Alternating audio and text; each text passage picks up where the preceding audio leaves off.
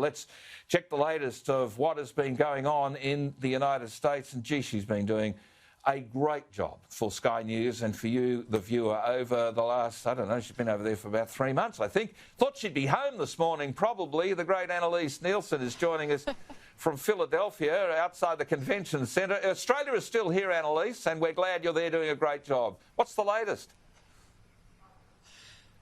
Oh, thanks, Gary. You know, you couldn't leave before we had a result, and who knows how much longer this is going to drag out. But we've just had a huge development in this count, in that now the Democrats have pulled ahead in Georgia. There's less than 1% of the ballots to count. And really, at this point, they're coming in at such a high rate for Joe Biden, about 80% of the votes, because at this point, it's those mail-in absentee ballots that are being counted, that really there's no logical way that Donald Trump could pull back. So it would take an extraordinary anomaly for them to be able to claw back Georgia at this point.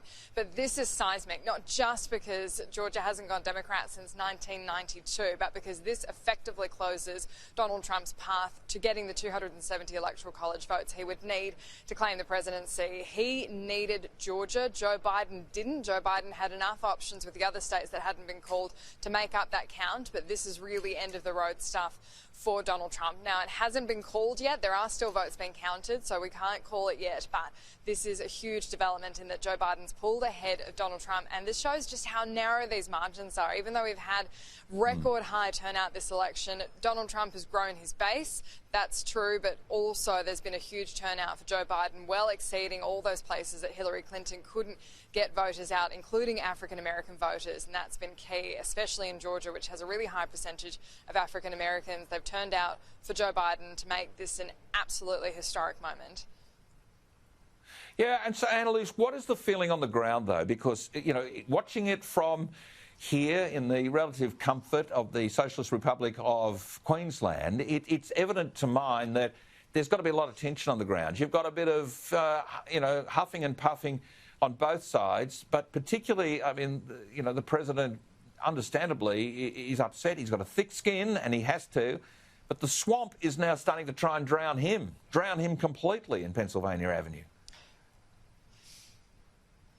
Well, this certainly isn't over yet. Donald Trump certainly wasn't saying anything too conciliatory today. He's going to really undermine this election result. He's already said he's not going to respect those votes that aren't going his way, and there are legal cases pending.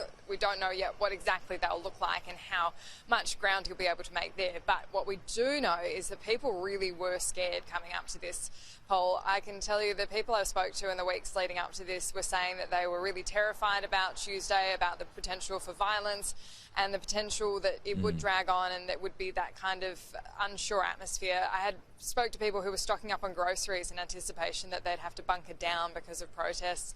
Windows were being boarded up across the country, and it seems like everyone's just in a bit of a holding pattern. It's just kind of this wait and see, and especially if Joe Biden does pull ahead, that's going to placate a lot of those big protest movements that have been flaring up since the killing of George Floyd.